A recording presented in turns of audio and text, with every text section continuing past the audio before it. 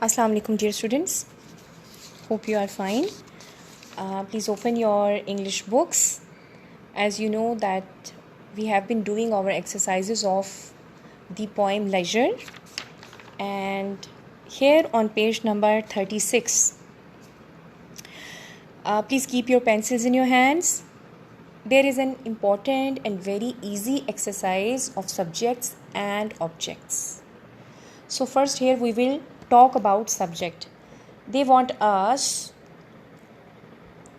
that they are asking us that what you have learnt about subjects and objects. Underline the subjects in the following sentences. In this exercise, they only want us to underline the subjects. So before doing this exercise, let's recall the definition of subject, that a person or thing that is being discussed or described is known as subject. Or you can say that subject is the part of a sentence that contains the person or thing which is performing action. Or you can say in easy words that the subject is the performer of the action. Okay? In much easier words, just keep in your minds that in a sentence, subject is always a performer of the action. Okay. Or he or she or it is something that the whole sentence is talking about or dealing about that. Okay. Okay, keep your pencils in your hands. Like this sentence, the girl ran down the road. Okay. Just talk about yours, this sentence, that who is running down the road? About whom the sentence is talking? About the girl. So underline the girl. B is the girl and the boy ran down the road.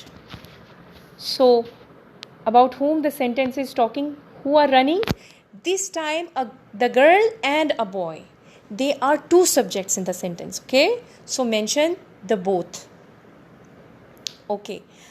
C is the tall girl and the short boy climbed the fence. Okay. Who is performing the action this time? Who is climbing the fence? They are the tall girl and the short boy. Okay. Just keep in your mind one thing, that subject can be more than one, more than two, right? Alright, D is 3 old men, 2 young girls and a dog were waiting for the bus. What is the action happening here? Waiting for the bus. And who were they? Who waiting for the bus? 3 old men, 2 young girls and a dog. You will underline these subjects the way I have underlined. Okay? In a whole, as a whole, you will draw a line under all of them together. The last one is, the man who gave me the money is sitting in that shop. What is the action happening here? The man is sitting in the shop. Who is sitting? The man who gave me the money. Here they have described about that man. Which man? It might be possible that there would be so many people around that place. So they mentioned the man, exactly that man who gave me the money. Okay. So you will have to underline the whole phrase. Students, while underlining anything, suppose you are underlining verbs or subjects or anything, keep in your mind one thing, that the thing they have asked you in the question, only do underline that particular thing. Your pencil should not proceed beyond that word. Suppose ran here is our verb. If you will underline the verb along the subject, do you think this sentence will be correct? No, it won't. Rather, in your exams, if you will do such kind of mistakes, your 1 mark will be deducted. So be careful while doing such kind of exercises. Do underline only the specific thing they have asked you to underline. Fine. So far we have learned about subject that they are the doers or the performer of the action, and they can be more than one. Okay. So this is all about subjects. On next page, students, we have skipped the activity of indirect and direct object. It will be difficult for you to understand in only 4 lines. So inshallah we will do in our next semester that exercise. Now there is an exercise which is the important part of your whole lesson, that is composition, which is your self-writing. Here you are being asked to write a paragraph about what you think the poet is trying to tell us. Do you agree with the poet? So far we have read just about the feelings or the ideas or the thoughts of W.H. Davies about our lives, about our lifestyles, about the meaning of leisure in his mind, right? Now the poet wants, the writer or wants you, who compile up the whole book for you, and who is that? Nicholas Horsburgh. They want you to write a paragraph about what you think. You can even negate the poet, no problem. If you think that poet is wrong, this is not the criteria of happiness, you can negate, fine.